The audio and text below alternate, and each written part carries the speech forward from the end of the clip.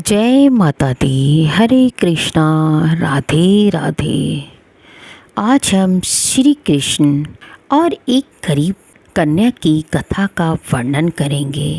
एक गांव में एक बहुत गरीब कन्या रहती थी।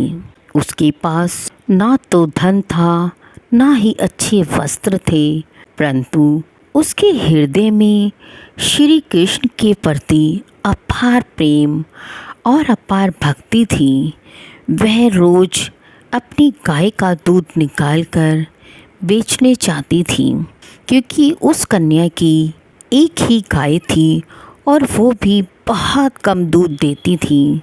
वो थोड़ा सा दूध बेच देती थी और उसी थोड़े से दूध में से बचाकर उसमें पानी मिलाकर भगवान कृष्ण को भोग लगाती थी। वह जानती थी यह सब ठीक नहीं है, भगवान को अच्छा नहीं लगता होगा, पर फिर भी वो यही कहती थी कि भगवान के भोग में मुझे पानी नहीं मिलाना चाहिए। वो कहती थी कि भगवान को सब पता है, वो तो भक्त के भाव देखते हैं। गांव के गोसाई जी देखते थे कि कन्या रोज ही भगवान कृष्ण को दूध का भोग लगाती है। एक दिन गोसाई जी को संदेह हुआ तो उन्होंने दूध की जांच की।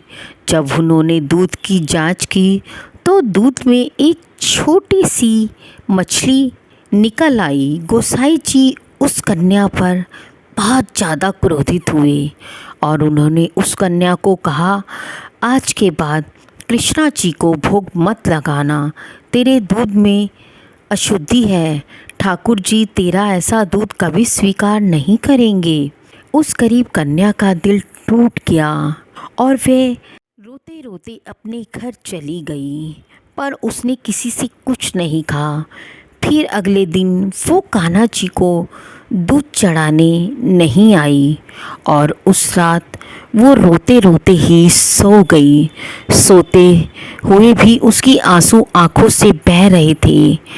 प्रभु, मैं तो सच्चे मन से आपको दूध चढ़ाती थी, फिर भी गोसाई जी ने मुझे मंदिर से भगा दिया और अब उन्होंने मुझे मंदिर में ना आने से भी मना कर दिया है। प्रभु, अब मैं आपको कैसे भोग लगाऊंगी?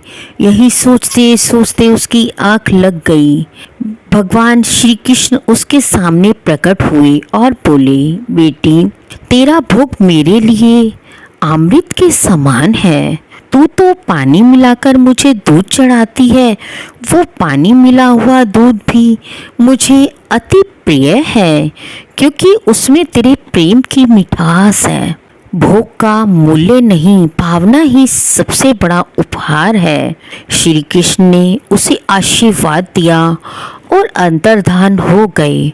और अगले दिन जब वह मंदिर में गई तो गोसाई जी ने कहा, बेटी, तेरी भक्ति में प्रेम है, अब से तू ही कृष्णा जी को दूध का भोग लगाएगी। इस कथा से हमें ये शिक्षा मिलती है कि भगवान को भव्य वस्त्र, आभूषण या समृद्ध भोग की आवश्यकता नहीं है। उन्हें 56 भोग नहीं चाहिए। वो तो केवल सच्चे प्रेम, श्रद्धा और भक्ति से प्रसन्न होते हैं। उन्हें भोग से कोई लेना देना नहीं है। वो तो अपने भक्त के प्रेम में से ही खुश हो जाते हैं। वो सिर्फ अपने भक्त का प्रेम देखते हैं, और वो भी सच्चा प्रेम। भगवान को कुछ नहीं चाहिए होता है, सिर्फ भक्ति चाहिए होती है। वो साक्षात हमारे सामने आके खड़े हो जाते हैं। हरे कृष्णा, राधे राधे।